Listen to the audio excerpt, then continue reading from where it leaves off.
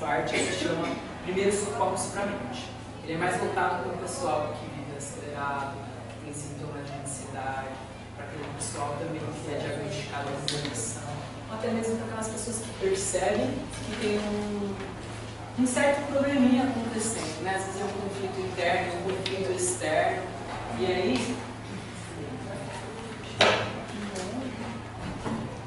aí eu trouxe pra gente algumas dessas informações.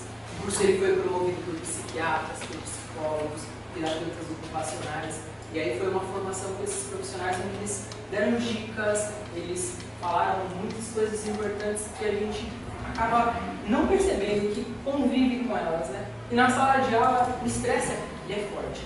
Fora da sala de aula o estresse também é forte, porque ele atinge cada segmento no seu cargo. Né? Coloca aqui novamente. Ó, isso é possível, né? Quem está na educação aí, que não se estressa, seja na entrada ou na saída, né? Bem, como eu estava falando, né, sobre a saúde mental, gente, é muito importante que nós reflitamos. Refletir, o ato de pensar em si próprio ou sobre as ações do próximo. E eu queria perguntar, né, quantas horas, minutos, vocês dedicam para vocês, para refletir assim? Acordou, já veio trabalhar, começou aquela rotina.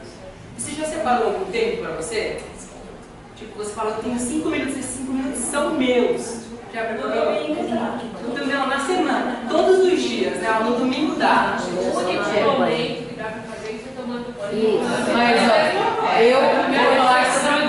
quando eu estou dirigindo, eu uma música boa, eu tenho que legal. E quando a gente começa a refletir, a gente entra na questão de priorização. Refletir, pensar para priorizar. Quando a gente começa a se priorizar, a gente começa a resolver muitas coisas. Né? A primeira indicação é que todos nós devemos fazer terapias. Terapia não só para quem está com um problema, mas para quem quer evitar o problema. Hoje em dia a gente lida com o imediatismo, né? Imediatismo aqui, agora, vou deixar para resolver quando vier. E aí, às vezes, já chega numa situação muito ruim, desgaste mental, a pessoa se adoenta. Né? Então, pensando nisso, é fazer também uma autocrítica, né? Que está bem interligado com a reflexão e com a priorização.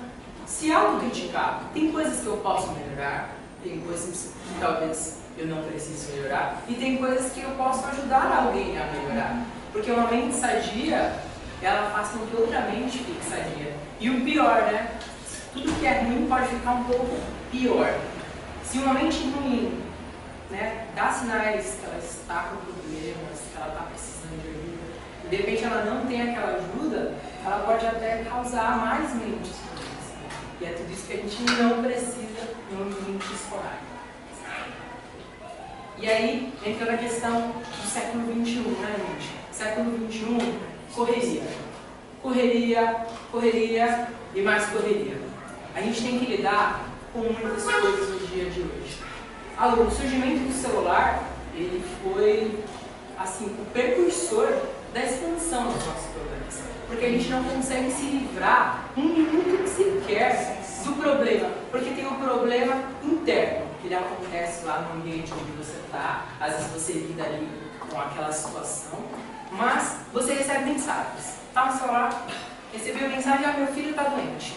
O que acontece? Você está tentando gerenciar um dos momentos da sua vida, que é o trabalho, e você acaba não conseguindo porque a sua mente acaba focando em outras coisas que acabam deixando você desconcertado, né? E aí vira a questão de que nós temos que ser indivíduos multifacetados. Eu trouxe a definição para a gente, né? Indivíduo multifacetado é uma pessoa que possui diversas qualidades, atributos e características peculiares. Então ele consegue ali lidar com os documentos, né? Professores ali, lidar com as provas, lidar com o aluno e ainda lidar com as outras coisas, né? Problemas familiares, relacionamentos, né? E eu trouxe um exemplo de que um ser multifacetado é como se fosse um artista. Ele canta, dança e atua, né? E aí, professores aqui, a gente canta, dança, atua, a gente interpreta, a gente faz tudo e mais um pouco, né? Com o pé nas costas, chupando cana. E O mais interessante, na verdade eu penso que é o pior do século XXI, é o fato da mudança do tempo. Né? Um dia, 24 horas hoje, não é a mesma coisa que 24 horas dos anos passados. Né? Por quê? A gente tem tanta tarefa, a gente tem tanta coisa para fazer, tanto aqui dentro do trabalho quanto fora, que a gente acaba que não consegue fazer tudo que a gente tem para fazer num dia, né? Quem aqui já não deve ter se perguntado, nossa, esse dia não rendeu nada, né? Precisava de mais umas 36 horas para que esse dia, né, se acoplasse bonitinho para que você fizesse todas as suas coisas, né? E aí a gente sente a percepção do tempo, né? Às vezes você está fazendo uma atividade, corrigindo uma prova, bateu o sinal, acabou o seu H. Né? Não tem. Por quê? Você foi ali, está concentrado, fazendo você não perceber o tempo e ele foi passando extremamente rápido. E aí você acaba que não se dá conta de quanto tempo está passando rápido. Fisicamente, não. Né? A gente sabe que ali o Sol, a Lua, a rotação da Terra, ela ainda não foi alterada. Então as 24 horas lá, elas ainda continuam intactas. Porém a percepção, ela vem de quem? De quem está com uma mente acelerada. É uma mente que está com dificuldades, é uma mente que está pedindo ajuda. Né? E aí, assim, viver a 1000 por hora, né? Hoje em dia a gente olha aqui, né? Quantas pessoas aqui não vivem a 1000 por hora? Problema com filhos, problemas na escola, são problemas pessoais, problemas de trabalho, né? Problemas de relacionamentos. E aí tem até o Cantarelli, né, que fala assim, que nós vivemos na era do imediatismo, onde todas as soluções buscadas devem ser encontradas para o mais rápido possível. Tem coisas que não dá para você fazer depois. Bloqueou sua conta, você não tem como utilizar o seu cartão de crédito ou o seu cartão de débito. O que você vai fazer? Vai ter que resolver. Hoje em dia, por causa do celular, tem algumas coisas que foram facilitadas, mas tem coisas que têm que ser resolvidas agora. Você não pode parar, por exemplo, de dar uma orientação para o aluno que está se batendo, porque não dá para ser agora, tem que ser agora, né? E aí, chegar na questão, né, funcional. Funcionalmente falando, aqui nossos servidores, a gente não ganha assim tão bem quanto nós desejamos, né? Alguns até ganham, mas também quanto tempo, né, a pessoa não se dedicou, não estudou. E partindo desse princípio, a gente vive tão 1000 por hora que a gente é forçado a sempre procurar melhorias, né? A gente quer sempre superar as expectativas, a gente tenta agradar um aluno, a gente tenta agradar um pai, a gente tenta agradar um professor, a gente tenta agradar um diretor, a gente tenta agradar um supervisor e assim sucessivamente, né? E aí, prazos, né? Prazos é uma coisa que pesa, ela pesa assim, sem limites, é uma tonelada dos nossos ombros, que é aquele fechamento de bimestre, parece que você perdeu ali 30, 40 quilos, né? Fechamento de bimestre, né? É a perda de peso, é a perda de responsabilidade, né? E aí tem a questão dos companheiros familiares, né? Eles são ali pilastras na nossa vida, mas que também são pilastras que às vezes dão problemas, né? Quando eu falo companheiros, famílias e filhos, eu englobo tudo, né? Porque família não é só cara de sangue, família é também com quem a gente convive, é quem a gente considera. Então a gente tem problema dali, problema daqui, problema dali, e a gente ainda, além de tudo isso, a gente tem que tentar crescer profissionalmente. Porque ninguém aqui quer estabilizar com um salário, né, que nos é oferecido. A gente quer crescer, a gente precisa crescer. A inflação vai crescendo, se o nosso salário não acompanhar, a gente vai dançar, né? Vai virar na situação de Chile, situação de e aquelas coisas. E aí eu trago para vocês uns minutinhos para vocês refletirem, né? O lema é não posso decepcionar. Não posso decepcionar meu filho, não posso decepcionar meu marido, não posso decepcionar minha amiga, não posso decepcionar o meu chefe. E aí, como você se sente? Como você fica diante de todas essas expectativas, dessas superações, que também são postas pela sociedade? E aí entra naquela questão, peso, entra na questão autoestima, entra na questão física, todas, né? A questão da maquiagem para as mulheres, né? A questão dos tênis, talvez para os homens, né? Musculação, tudo bastante. E aí, um momento de reflexão para vocês. Vocês gostariam de compartilhar uma reflexão de vocês? Bem, Lucas, eu acho que uma das coisas mais difíceis de fazer, eu estou em aprendizado ainda, mas que eu já aprendi bastante na minha vida é aprender a dizer não. A minha mãe, a gente passou problemas muito graves de saúde com a minha mãe. E a minha mãe era uma pessoa dessas que nunca tinha tempo para nada, né? Eu fui criada no pé da máquina. Eu sentava num lugar que a minha mãe tocava a máquina, ela me balançava naquele negócio, ela tocava a máquina e me balançava ao mesmo tempo. Porque não dava para ela me balançar para depois costurar. E aí depois que a minha mãe ficou doente, ela teve que ter tempo. Todo o tempo do mundo que ela não teve, na vida toda, né? Era deitar e ficar 24 horas deitada. Um mês, 2, um ano, né? A gente já está nesse processo aí com a minha mãe tem uns 10 anos. A minha mãe melhorou, né, do que estava, mas minha mãe nunca mais voltou a ser aquela pessoa. E hoje a minha mãe mudou e fez todos nós na casa mudarmos, né? Então, obrigatoriamente, mas assim, então hoje a minha mãe não tem esse negócio assim, a louça está sem lavar, não posso deitar, não posso dormir. Ela quer ir na minha avó, né? Minha avó tem 105, então ela quer ir na minha avó. Ela faz do jeito que ela tá, que ela faz assim, eu vou na minha mãe agora. E vai, e você chega lá em casa, diz a casa tá assim. Já passa não repara, não, que eu tive que ir na mamãe, eu tive que ir não sei o quê.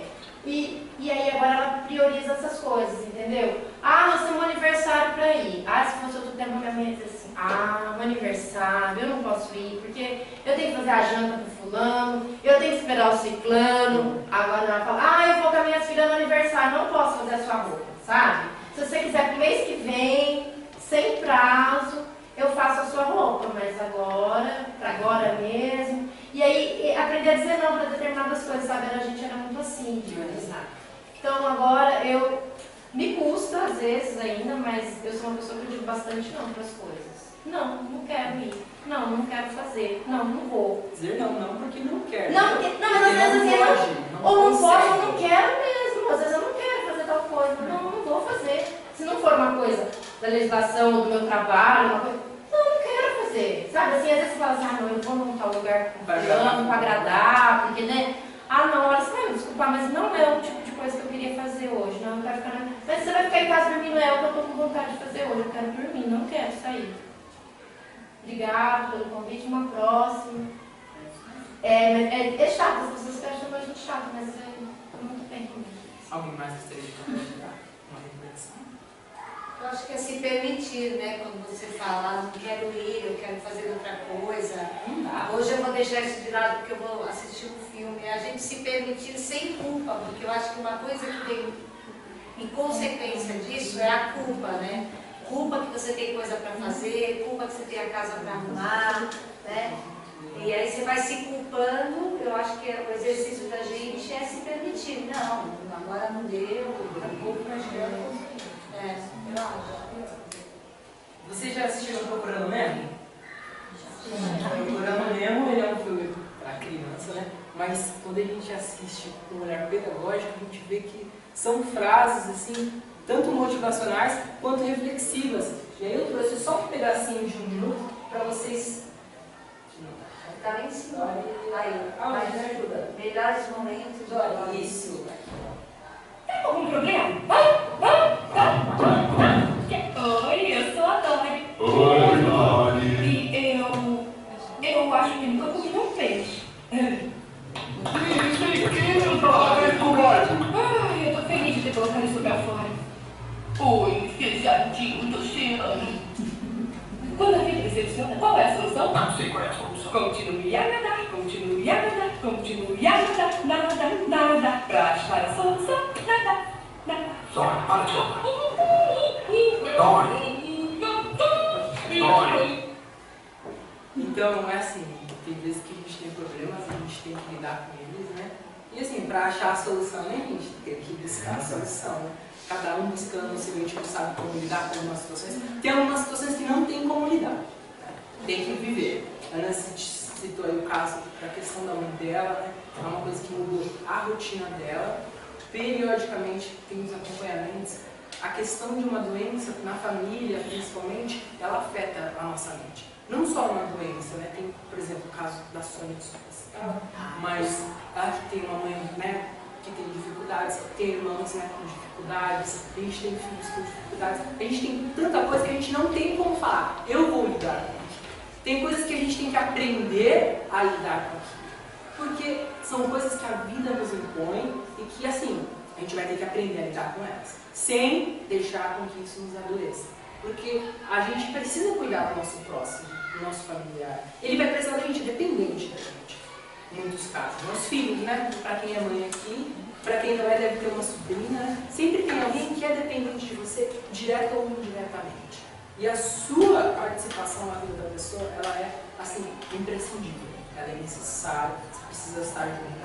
Mas você também não pode esquecer de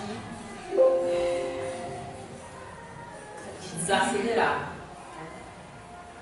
Uma pessoa acelerada é uma pessoa que vem dando alguns sinais de que ela não está muito bem. Ela está acelerada, de repente ela acaba gritando com alguém involuntariamente.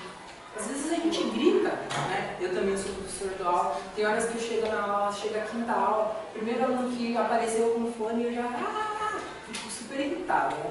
Porque a gente já vem sofrendo assim, sei lá, 5 aulas, né? Sofrendo não no sentido ruim. Às vezes você já trabalhou um dia, né? Trabalhou no seu primeiro período, e muitos aqui acumulam cargos. Né? O acúmulo de cargos é um peso a mais na nossa cabeça. Não só o acúmulo de cargos, só o acúmulo de projetos, o acúmulo das vidas, né? Você tem a vida funcional e tem a vida na sua casa, né? Principalmente assim, na nossa sociedade machista, né? A mãe normalmente limpa a casa, né? Lava a roupa, cuida dos filhos, ela ainda liga para aqueles que não estão em casa para saber como é que eles estão, cuidam dos pais, e aí ainda tem outras tarefas que a gente ainda precisa lidar. Então desacelerar é o primeiro passo para você conseguir lidar com as situações adversas, né? Porque às vezes você está meio irritado com um problema, seja por um familiar ou trabalhista. Está irritado com aquele problema e você não consegue fazer com que aquele problema seja separado, né? A gente precisa separar profissional, pessoal, amoroso, né? E a gente precisa separar, né? Sempre separar. E aí eu trago aqui um pedacinho que fala assim, ó, mesmo diante do momento súbito, né, de imediatismo, muitas vezes somos depurados e estamos à beira do penhasco, né? Tá estressado, nossa, não aguento mais. Eu, por exemplo, às vezes fico estressado pra caramba, eu abro a minha janela lá e grito. Eu grito assim, bastante. Eu também fico bem estressada, eu sou uma pessoa bem calma, né? Respiro, mas às vezes assim, a gente está estressado, né? E aí a gente faz, não pode fazer a noite, né? O que está acontecendo? Né? E a gente precisa buscar. E o nosso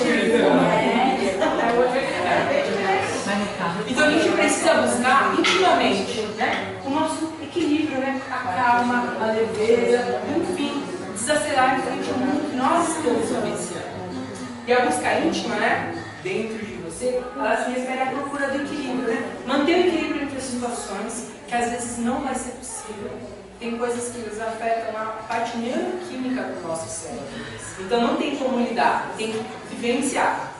E partindo desse pressuposto, a gente tem que deixar com que o equilíbrio tome conta de nós, né?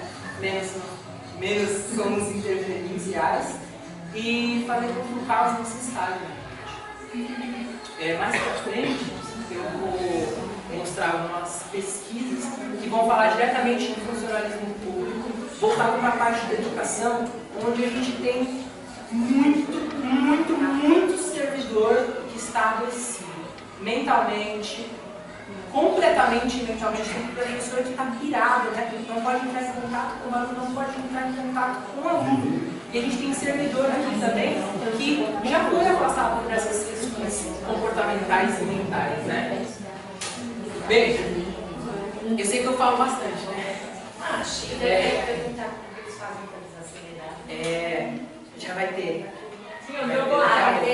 Onde é o botão? Onde é o botão, né?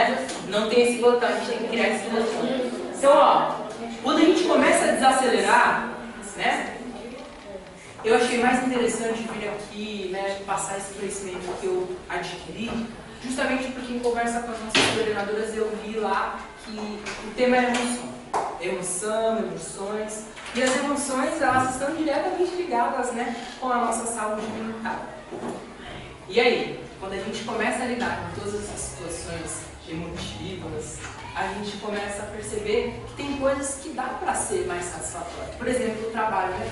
Quando vocês preparam aquela aula e dá aquela aula gostosa, você vê ali os frutos surgindo, e quão gostoso isso não é, né? Você está fazendo seus documentos, né? O Excel não deu pau, né? Não desligou o computador, nossa, olha que delícia, né? Tem momentos que eles são prazerosos ainda que nós estejamos no trabalho. E é isso que a gente precisa fazer, né? Na teoria é muito prática, né? Muito fácil dizer, o trabalho tem que ser bom. Não dá para o trabalho ser só bom. Porque o trabalho ele tem ônus, tem bônus.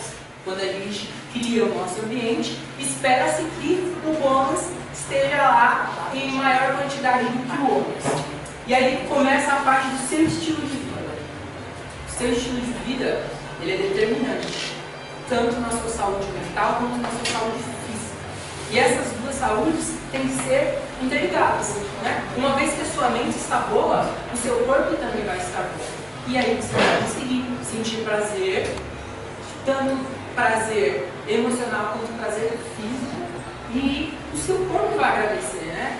O seu corpo, ele vai sentir a melhoria da sua mente, né? Tem doenças mentais, a gente acredita que tem doença psicológica de artrose, tem doença psicológica de vários tipos. A fibromialgia, ela tem uma porcentagem de servidores aposentados, né, com problemas. Com fibromialgia, tem dois tipos, né, porque a gente estava vendo. Tem a psicológica, que às vezes a sua mente está muito acelerada, e a sua mente cria dor. Nossa, é uma coisa assim, muito legal, né? Não legal, né? Assim, é legal de saber o quão poderosa é a tua mente. E se você tiver uma boa saúde mental e o seu corpo, né, você vai ter ali uma melhora. E aí é onde entra a sintonia. Sintonizar para melhorar. Você sabia que a mente e o corpo estão constantemente em sintonia? Quando você não consegue controlar a mente de forma adequada, é bem provável que o seu corpo vá sentir as consequências. Por isso, nada pode ser mais importante do que aprender a controlar a mente. Agora sim, a gente vai ter um momento, vou pedir para vocês tomarem notas, tá? Se vocês pegarem um caderno para anotar, aqui, essa imagem está sendo veiculada nas redes sociais. Tem pessoas que já veem essa imagem e falam, putz, né, se eu começar a ler ali, tem um monte de coisa com as quais eu me identifico. Essa imagem, ela é trazida de uma pesquisa lá de uma universidade de Massachusetts, nos Estados Unidos, né? E aí os psicólogos, os psiquiatras, eles começam a fazer uma pesquisa a partir dessa imagem, tratando indivíduos em sua população. E aí ele traz aí cerca de 15 características que elas estão presentes em pessoas que estão com problemas de aceleramento, vidas aceleradas e que têm problemas com ansiedade. Aí eu queria que vocês anotassem aí se tem alguma característica com qual vocês se identificam. E quantas, tá?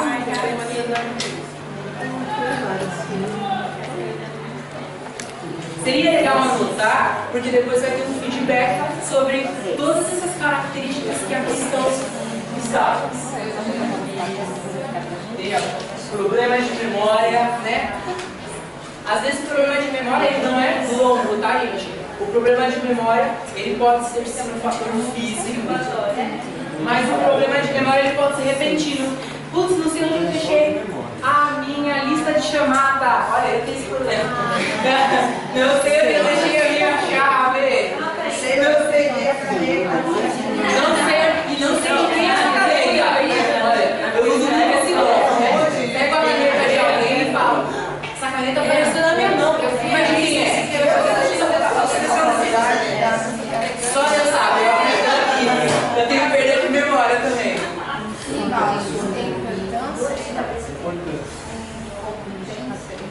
Impaciência.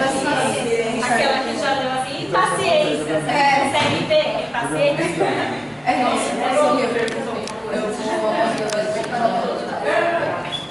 Pelo amor de Deus.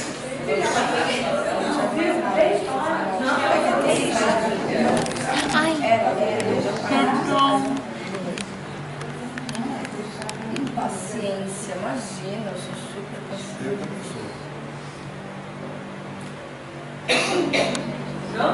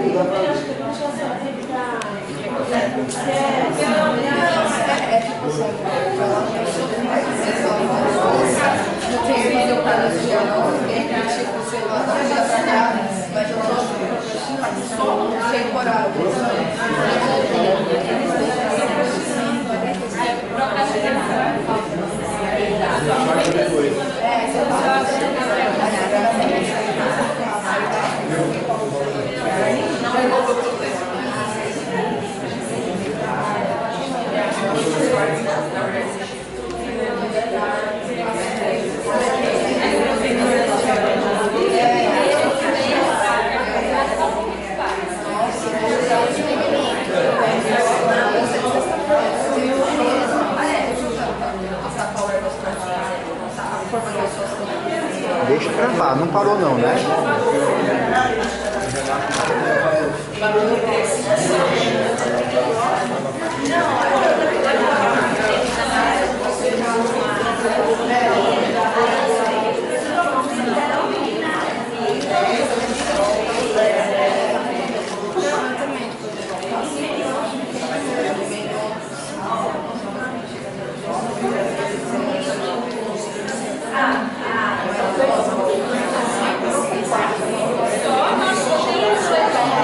Tudo bem aí? Eu distribuí para vocês um livretinho, né? Eu coloquei nesse formato para ficar de melhor manuseio. E, assim, são alguns recortes das pesquisas que o grupo tem e parte delas está em inglês, então eu fiz uma tradução aí. Se houver paciência. Agora você deu agora é paciência.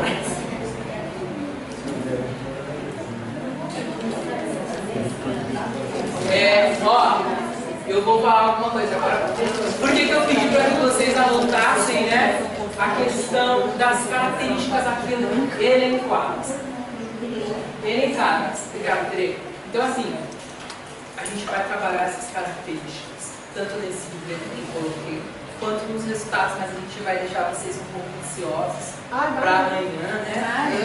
Para vocês conseguirem ter o resultado, né? Lembrando que isso é uma pesquisa, tá? Uma pesquisa realizada por profissionais da área. O que eu trouxe aqui é mais ou menos, vai ser mais ou menos uma dinâmica. E claro, né? A recomendação do objetivo da pesquisa é, dependendo da disponibilidade de características que você elencou, você precisa procurar até mesmo ajuda profissional. Tá? Então, eu vou começar a leitura aqui do IP e eu gostaria que vocês participassem, né? Conforme um for parando, o outro continuando. Tá? Então, assim, a tradução e recortes de pesquisas, saúde mental, ansiedade.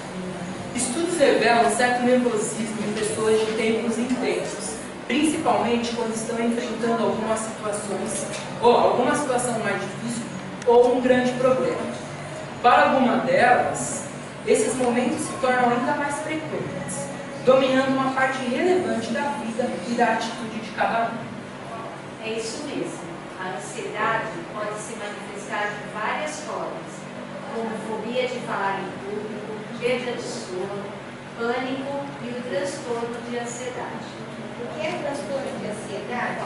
Ansiedade é uma terminologia geral usada para caracterizar várias doenças que têm sintomas comuns: nervosismo, medo e preocupação acima da média.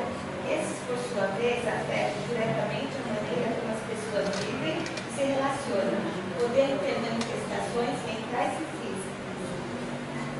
Medo de falar em público. Medo de falar em público é o grande campeão dos medos, sendo frequentemente apontado pela maioria das pessoas.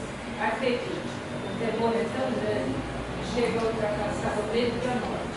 Na verdade, estudos apontam que pessoas normais sentem, no mínimo, frio na barriga antes de fazer uma apresentação pública ou se colocar no centro da atenção. Entretanto, se esse medo é fora do padrão normal e não consegue ser controlado por nenhum tipo de treinamento prático, pode acabar acarretando uma grande ansiedade. Se você é do tipo que sofre com uma ansiedade social e fica excessivamente preocupado muito antes de uma apresentação, pode ficar de olho nos outros sintomas. Afinal de contas, o frio na barriga pode ser comum, mas ficar profundamente preocupado sobre como foi julgado ou analisado pode ser torturador. Insegurança. A insegurança também pode ser um sintoma comum entre a maioria das pessoas, mas ela pode assumir um perfil mais descontrolado no caso do transtorno de ansiedade. Nesse caso, por mais que a pessoa não precise falar em público ou estar em evidência, ela fica ansiosa e se sente desconfortável. Tudo isso, nas situações mais comuns e rotineiras da vida, a pessoa acaba sentindo que isso está sendo analisado. acaba experimentando uma situação muito desagradável. Algumas vezes, o desconforto é tão forte que acaba sendo refletido fisicamente, com tremores e suor excessivo. Preocupação excessiva. A preocupação excessiva é um dos sintomas mais comuns. A pessoa acaba se preocupando muito com as coisas do dia a dia, sejam elas grandes ou pequenas. Assim, os pensamentos ansiosos acabam afligindo e tomando conta da pessoa todos os dias da semana, interferindo nas atividades rotineiras e até na sensação de bem-estar. Perfeccionismo. A necessidade de se acertar sempre está fortemente relacionada com os transtornos. A pessoa acaba se colocando em uma situação de constante julgamento, o que causa muita ansiedade com possíveis erros. Perfeccionismo ou transtorno obsessivo compulsivo, TOC, por exemplo, pode estar ligado a uma forte ansiedade. Tudo isso porque a pessoa deixa de sair e de se envolver em algum tipo de programação, pois considera que precisa fazer com que tudo em sua vida esteja perfeitamente impecável. Por isso, o simples sinal de que as coisas podem sair um pouco do eixo acaba deixando a pessoa ansiosa e até um pouco descontrolada. Medos irracionais. Os medos são outro ponto em comum e cada pessoa tem os seus, não é verdade? No caso da ansiedade, o medo age de maneira peculiar. Ele tem um perfil não generalizado, mas se refere a alguma coisa ou tipo de situação. É comum encontrar pessoas ansiosas com medos de avião, multidões e relacionamentos. Por exemplo, para conseguir identificar melhor o medo que vem de fora da realidade e tem um perfil mais irracional, veja se ele está na medida proporcional do real. Se não for, esta pode ser uma fobia e deve ser avaliada por um profissional. Manifestações físicas. Pânico. O pânico e seus ataques podem ser uma verdadeira tortura e são cada vez mais comuns. A pessoa é acometida por uma sensação forte de medo e impotência, o que pode comprometer a respiração, acelerar os batimentos cardíacos e causar tonturas, dores no peito e outros sintomas comuns. Na verdade, nem todo mundo que tem ataques de pânico tem um transtorno de ansiedade como consequência direta, mas eles podem estar fortemente relacionados. Tensão muscular. A tensão muscular pode ser outro fator constante.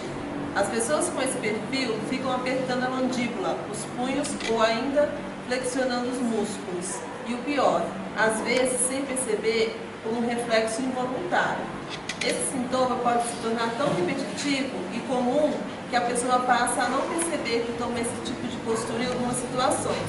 Para conviver com essa situação com mais naturalidade, você pode adotar a prática de exercícios regulares para manter a situação sob controle. Problemas para dormir. A dificuldade de pegar no sono ou de ter uma noite sem aquelas acordadas, sem explicação, pode ser outra evidência do transtorno de ansiedade. Se você consegue perceber que fica acordado com frequência, agitado e muito preocupado com alguns problemas antes de dormir, pode ser ansiedade. Pode ser um fator específico, como dinheiro ou até a preocupação com nenhum ponto particular ou específico. Para você entender melhor, metade das pessoas com transtorno podem apresentar problemas com sono. Indigestão crônica. A ansiedade normalmente começa nos pensamentos, mas como você já percebeu, também pode se refletir nos sintomas físicos. Outro exemplo são os problemas digestivos crônicos, em que a pessoa apresenta a síndrome do intestino irritável, IBS. Nessa situação, a pessoa ansiosa tem dores de estômago, cólica, gases, diarreia ou constipação, ou seja, a ansiedade afeta o trato digestivo de diferentes maneiras. Essa é uma manifestação muito comum de ansiedade, acontecendo com uma frequência incrível. O intestino e o estômago são partes do organismo muito sensíveis ao estresse e podem sentir os sintomas da ansiedade com mais facilidade. Procrastinação. Em algum momento da vida, todo mundo já adiou tarefas importantes para ficar à toa. Isso é normal. No entanto, pesquisadores dizem que a procrastinação crônica é uma estratégia emocional para lidar com o estresse e pode levar a problemas significativos nos relacionamentos, na profissão, nas finanças e na saúde. Cientistas definem a procrastinação como o atraso voluntário de uma ação, apesar das consequências negativas futuras previsíveis. É optar pelo prazer ou humor de curto prazo às custas do longo prazo. O comportamento não deve ser confundido. Por exemplo, se você terminou de preparar uma apresentação no fim de semana porque recebeu hóspedes em sua casa, isso é apenas atraso intencional com base em uma decisão racional, explica Timothy Pichel, professor de psicologia na Universidade de Carleton, nos Estados Unidos, que estudou extensivamente o tema procrastinar, porque deixamos as coisas para amanhã e como parar com isso. A procrastinação é: eu sei que eu deveria estar fazendo isso, eu quero fazer isso, me irrita quando eu não faço isso. Em vez de procurar um novo emprego, o procrastinador pode, por exemplo, ir para a academia em uma atitude que os pesquisadores chamam de compensação moral, fazer algo para se sentir bem ou produtivo, a fim de evitar a tarefa que realmente precisa ser feita. Agora, o que isso acontece? Procrastinadores crônicos geralmente se equivocam sobre por que procrastinam.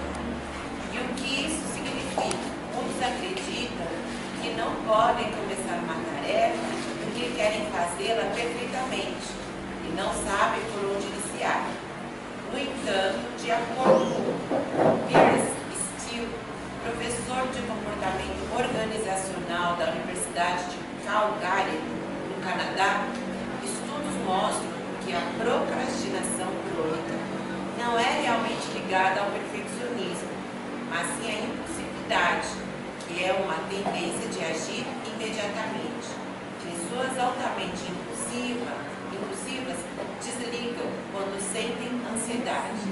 Elas têm dificuldade, eles querem fazer algo para se livrar dos sentimentos ruins. Algumas pessoas afirmam que propositadamente deixam as coisas para a última hora porque trabalham melhor sob estresse. Mas os verdadeiros procrastinadores ficam estressados pelo atraso.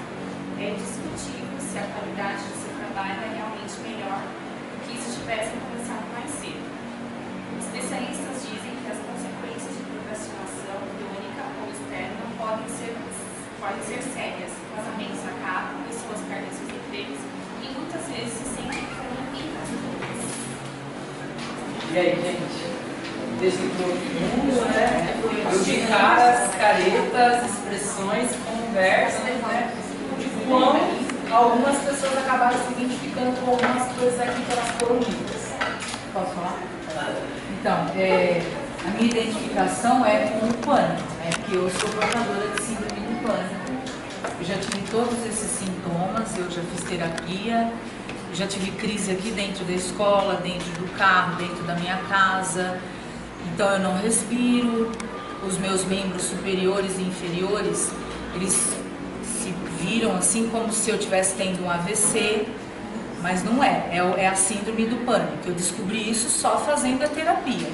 Quando você falou que todos deveriam fazer a terapia, e é verdade mesmo, todos deveriam fazer, que graças a Deus a terapia me ajudou, mas ela poderia não ter me ajudado. Eu sofria muito, eu não conseguia falar, porque a língua também paralisava, eu só conseguia enxergar. Então, por exemplo, o dia que eu tive aqui, eu não conseguia andar, porque eu tinha que ficar sentada. A Solange que me socorreu na sala dela, porque eu ficava assim, e não é no momento que eu tô tendo, que eu tô muito ansiosa com algum problema. Não, é depois que eu relaxei, aí acontece. Na época aqui na escola, eu tinha o Lucas do Carmo, e ele tinha feito alguma coisa assim muito séria, e eu fiquei muito nervosa com ele, assim, não fiquei nervosa na hora, mas aquilo me deixou muito nervosa. E aí quando eu fui conversar com a Solange, eu tive a crise na frente dela, graças a Deus, porque ela pôde me ajudar.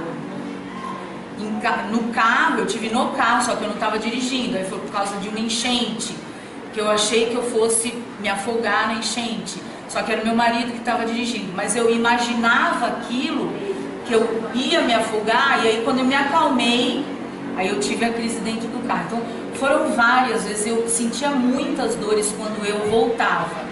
Eu passava meia hora naquela situação, e aí quando eu voltava, que os músculos relaxavam, eu sentia muita dor de às vezes não poder trabalhar no dia seguinte.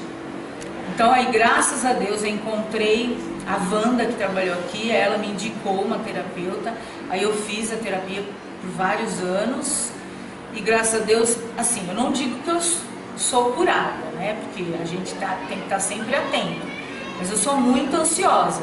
Só que hoje, por exemplo, eu posso enfrentar uma chuva grande dentro do carro, mas eu tenho que trabalhar aquilo dentro de mim. Então é muito complicado, tá, gente? Então cuidado com o que vocês falam comigo, porque eu sou muito sensível. Mentira, gente, tem nada a ver, tá? Tô só enchendo de saco, mas é bem difícil. Então, né, vou deixar vocês um pouquinho com uma tarefa de casa, né? Dar uma olhada nessas características que vocês se identificaram. Deixar vocês com as nossas professoras, né? Que vão trabalhar essa parte. Gente, vocês não têm noção do quanto é bom a gente se estimular fisicamente. Aquele espreguiço mais pessoas, aquele bocejo gritando de repente, né? Aquela música relaxante, né? Tudo isso faz parte de um conjunto que vem para melhorar nossa vida. Porque a gente precisa disso. 5 minutos de espreguiçamento, extensão muscular, né? Aquele alongamento, ele altera todo o seu funcionamento, altera a quantidade de endorfina, serotonina, a ocitocina, né? A gente tem que fazer o quê? Tem que expulsar o cortisol. O cortisol, né? O hormônio maravilhoso da raiva, da preguiça, né? Ele tá lá, vamos tirar ele, né? Então as meninas vão ficar aí com vocês e eu vou amanhã. Obrigado pela participação.